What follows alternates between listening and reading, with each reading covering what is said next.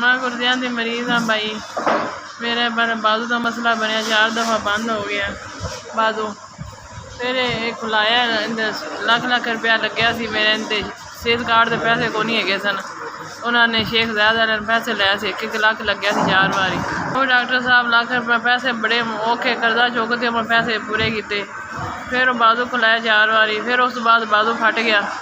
वो फटिया, फिर सही कराया, बड़ी मुश्किल फड़ फड़ा के पैसे लाए तो बड़ा औखा सही होया। मौत के मुँह चली गई सा मैं।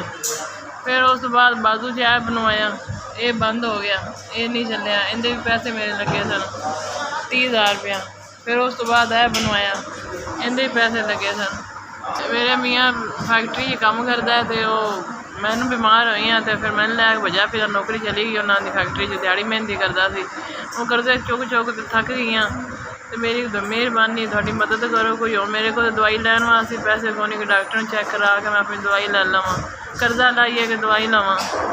मेहरबानी थोड़ी मेरा कि मदद की जाए।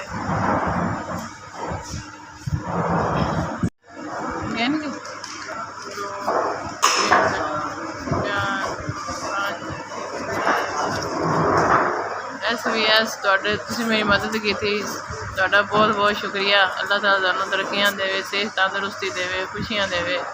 बहुत बहुत शुक्रिया SVS तुहाडा बहुत बहुत शुक्रिया। तुसीं मेरी मदद की 7,000 रुपया। अल्लाह ताला तुहानूं इंदा तंदुरुस्ती देवे, अजर देवे। तुसीं अगे भी गरीबां दी इस तरह मदद करते रहो। मेरे दवाइयां आ जाएंगियां। तुहाडा बहुत बहुत शुक्रिया, बहुत शुक्रिया तुहाडा।